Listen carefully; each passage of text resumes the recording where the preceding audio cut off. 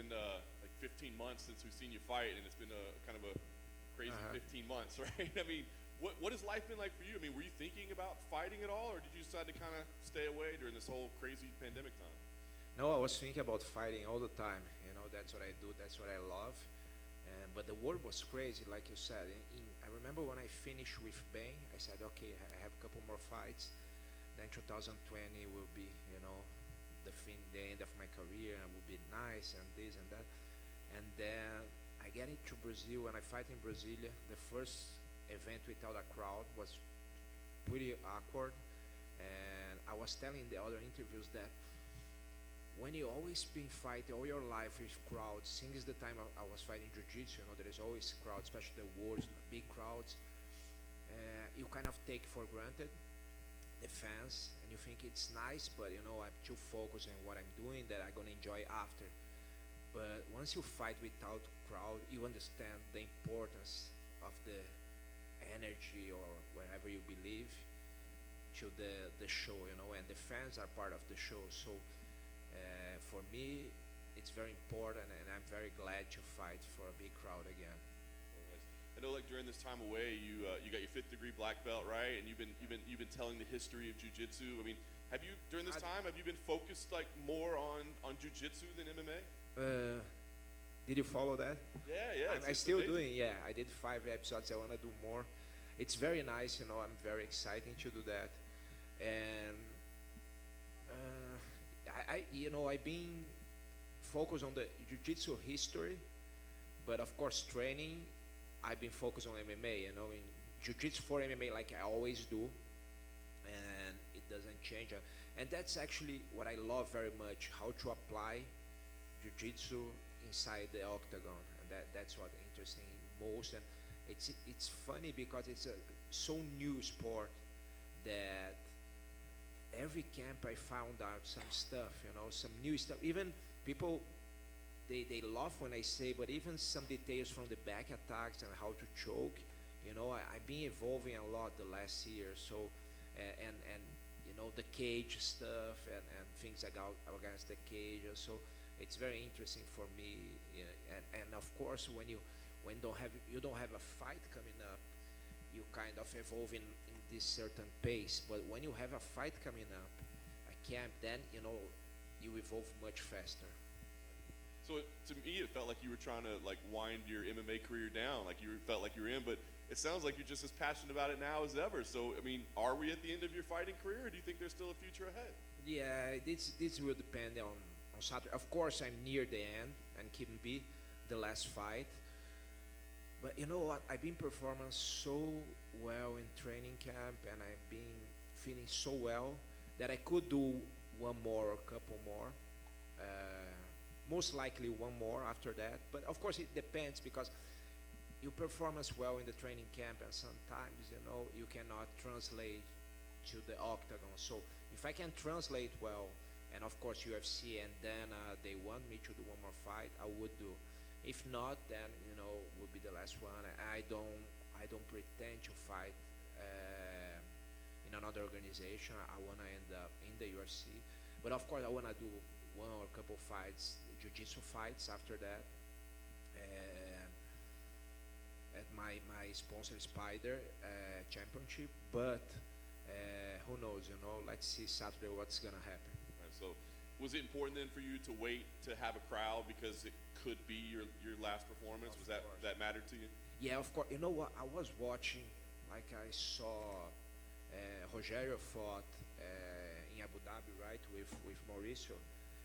Eduardo was there, my manager, and that was last Rogerio's Nogueira fight. I was so, for me, it was sad that he did his last fight without a crowd, and not just him, but other fighters too.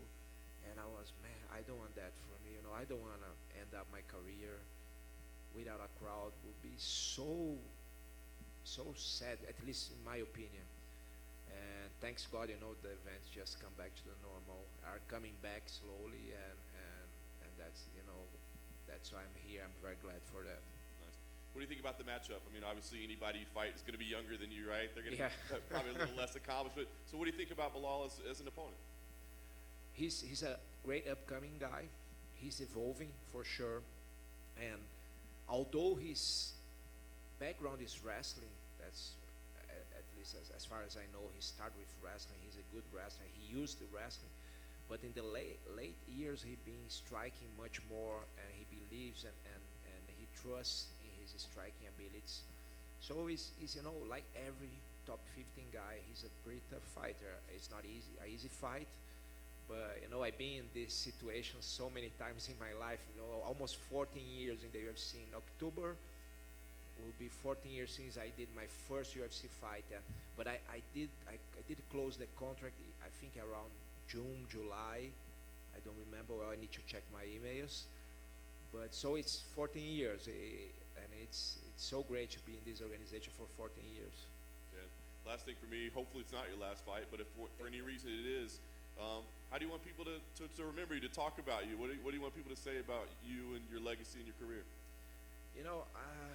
I'm very happy when I hear from my peers, the other fighters, that they admire me, like Charles now, he just won the championship, and he said in Brazil, oh, I think Demian is still the best one in Jiu-Jitsu. That makes me so happy because, to get recognized by your peers, it's great. But for the fans, I want them to remember me about, of course, the Brazilian Jiu-Jitsu and everything that I represent behind that name of Brazilian Jiu-Jitsu and everything that is represent. And my posture, as a martial artist, I think, yeah, that's it. Demian, right here. Was Belal the only name they offered you, or there are other fights that they came to you with during the pandemic? There was they offered Chimaev before, but that was end of the year. So Eduardo, my manager, was talk with them, but we didn't get to close the contract. And after that, he closed the contract to fight. No, we didn't close. But then he fought. He was closing to fight Edwards. No. Yeah. Yeah, and then he had the COVID and stuff. So, and then they offer also Vicente Luque, but then I don't know why we didn't close too. They offer, but then they decide put him against Woodley, and so there was a fight that was up for, but they offer, and then they put him against Woodley, and then finally they offer Belal, and then we got it. With the Chimaev, were you interested in the Chimaev fight? Because then I think he had already had a fight booked, and Dana said he's gonna fight you next. So he fights this guy, and then he fights you. And he in that time was interesting because he was his hype was really high, but then Eduardo started negotiation, didn't happen. But right now, I don't think about that because I'm more about doing this fight and see if I'm gonna stop or not, this kind of thing. And all these names that you mentioned, they're all young men in their primes of their career. You obviously, like you said, you might have one or two more fights left. So, do you like getting all these young names offered to you, or do you want to fight the other veterans? No, because everybody's younger than me now, like you said. So, I don't care. I don't care because my thermometer, my parameter, can I say that, is how I'm training. And of course I'm training with everybody younger than me, 20-something, 30s. I know I keep the pace with this guy, I keep going. So if I don't feel well, I'm never gonna come here just because I wanna make, the money. I don't care about that. I never care about that. Actually, my first fight, in 1996, that is not even Sherdog, the fight that is in the documentary Combate did in Brazil at ufcdocs.com, .br. I paid to fight. I paid like 30 reais at the time. It's like $10, something like that at the time, dollars. So, and I paid so many jiu-jitsu fights to fight in the championship. So that I'm not here for the money. The money is great, and it's so nice to do something that you love. I used to say, in Brazil, we don't make too much money, but we having fun. And now I can say I make money and having fun, so it's perfect word. Dan Hardy actually did an interview, and he said he would like to see like a masters division in MMA for like people 35 and older. Who said? Dan Hardy. Okay. So like him and Matt Brown and Carl Yes, Smith all yes. fight. Would you like to see like a masters division in MMA? I don't know.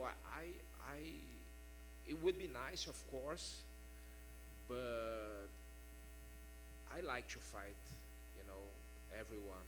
I don't like to be separated by age, because if I'm feeling that I'm, doing well, I can do with anyone. And in the fight sport, if you see the history of fight sports, there was many, like I was studying the history of Brazilian Jiu-Jitsu and Jiu-Jitsu, and when the Japanese came and even the American catch wrestlers here, they were fighting sometimes till 50-something years old. Of course, it was different time, but also there was no time limit. There was crazy rules, and people were and you can see like old boxers fighting, like George Foreman, when he won the world title. So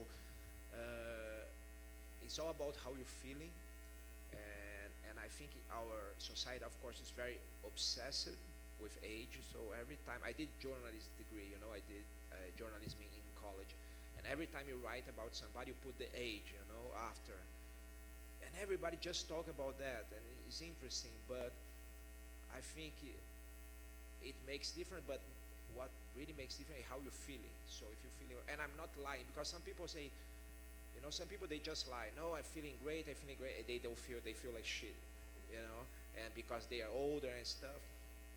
But I'm pretty sincere. Of course, fight is a fight. I don't know how I'm gonna perform, but at training, I'm feeling great. I don't have any injuries, so that's what matters for me. Demian, right here. Uh-huh. Right here. Jim Greasehotter, excuse me. Just your losses that you've had recently, no one wants to leave anything on the table, but the guys that you're losing to are champions and the last two #1 contenders, and then you have the win over Jorge Masvidal too. So you're performing so well. You talked about how you're training. What is it that you're doing, to feel so good at an older age, and what are you doing differently than what you did when you were younger to get ready for a fight?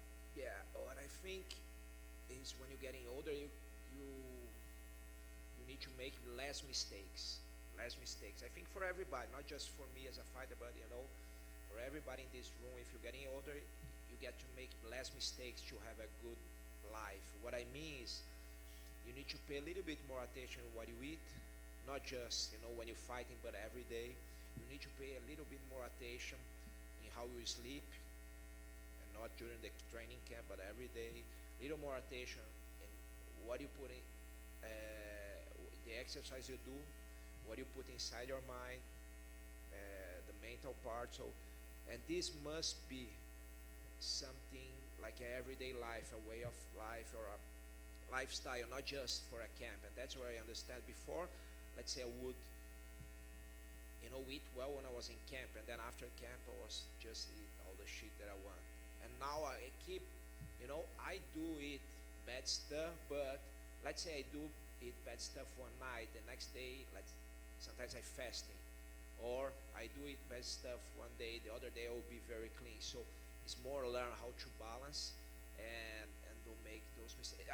It's pretty much the basic things that people don't pay attention, like sleeping, eating, and mental health, and these kind of things that we need to be aware.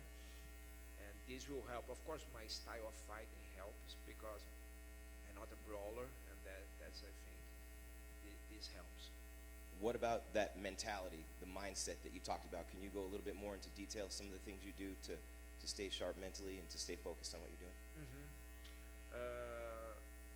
As the time goes by, you learn how to don't get in some tricks that your mind can play on you. Like, for instance, this thing about less fight.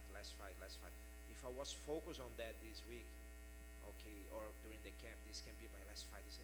For sure, this will gonna interfere in my performance, because I never been in this spot before. That could be the last fight. So what I do is, every time I have this kind of thoughts, I try to understand that this is really what it is. It's just another fight. Because we never know what's gonna happen.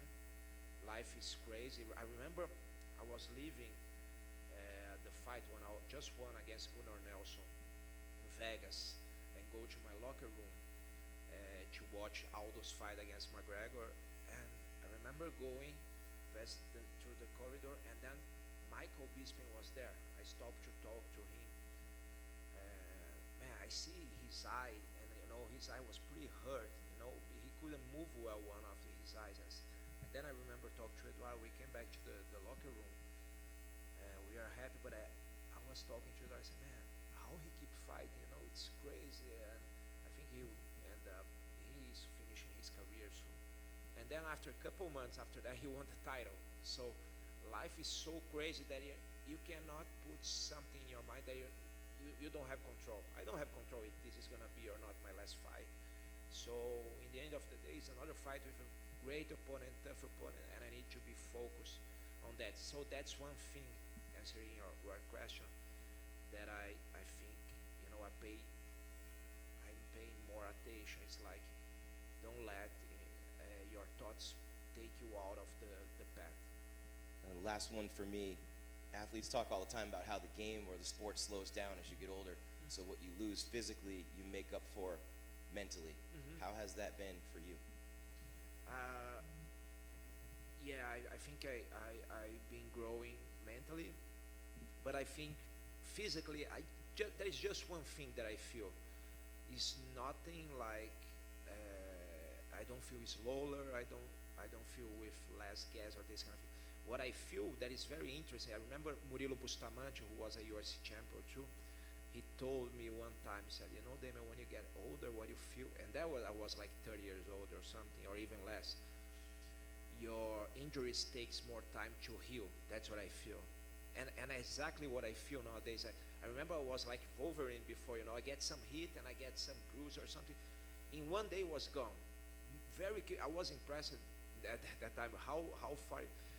And nowadays, man, sometimes I get something, little thing, like I get a tendonitis on my elbow last year, and took like 3 months to recover. I said, shit, what's happening? Thank you.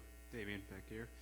You fought such an incredible list of opponents throughout your career. I'm just curious if there's somebody that stands out to you as maybe the toughest out of all these great fighters you've fought. Man, that's a really, really tough question. I think the toughest fight that I had was Anderson, because he was pretty much in his prime, and I was not ready for that fight.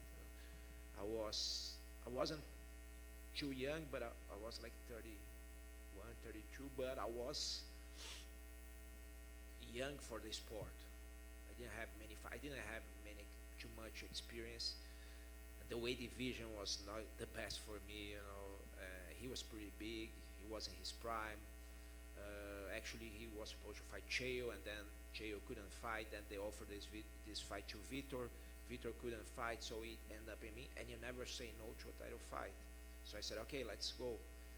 But for sure was not the timing. And it was pretty tough. And the fight, when the fight started, I realized it was a different animal. I never had so much problem with distance in the first couple rounds. I couldn't understand the distance because he's not just long and tall. He managed, that's his strength. He managed the distance so well, and his jab was so tough. I never got something like that. So for the first time in my life, that I was afraid to be knocked out, because I've been knocked out 2 times in my life, right? But it was out of the blue. I was fighting, boom, and it was not even like a classical knockout. It was more like a knockdown, because I hit the ground and I woke up right away. But in that fight, I was, man, maybe it's a matter of time. For the first time, I was afraid to be knocked out.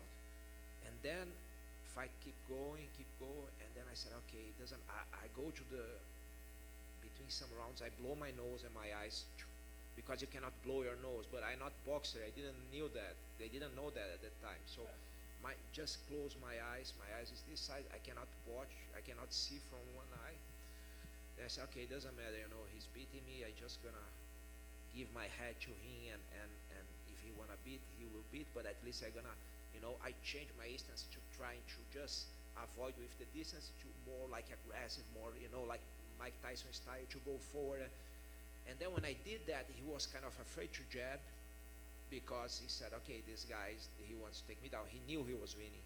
So the first thing I did, I faked that I was going to the leg, and I came back with a hook, and I really landed that hook. I think that it was today he would go down, you know, but in that time he had a pretty tough chin. I remember my hand I feel my hand, you know, I felt my hand, you know. I said, my God, and then I run into him, try to knee or some crazy stuff. Then he recover, I land one more good one, and then after that the fight started to come back, I remember. And I remember his corner said that what they said after me, Anderson, you got to jab, you got to do this, and I said, I'm not finding the distance anymore. And that's interesting because that's the same feeling I had at the beginning of the fight. And then they said the corner, you know, after third round or something, he said between the rounds, I'm not finding the distance. And that fight was important for me because proved that I could, you know, last and resist with that guy, even in a very bad situation. It's not that, you know, I was able to take him down and use my game. I was all the time in his game. And I think a lot of people start to respect me after that. And I think that fight, even there was a loss, put me in a different spot in the eyes of everybody, the media, the fans, and the coaches and the fighters, everybody. How do you think he's going to do in his boxing match? It depends, you know. Anderson, he's still great. He's a genius on his stand-up game. But I don't know how he's doing, how he's training, because it doesn't matter how good you are, if you're not in, you know, training in a good shape. If you, I don't know, I'm not saying that's the case, but if you're going there just for the money, it's very likely that I don't think that's a reason that's gonna make you be sharp. But if he's going that for the challenge and he's training well, he's not injured, then I think he can do. Well, who is fighting? Roy Jones? Julio Cesar Chavez. Julio Cesar, yeah. It's a tough one, you know. Best of luck, Damian. Thank you. Thank you. It's good. Guys, thank you very much. I see you on Saturday.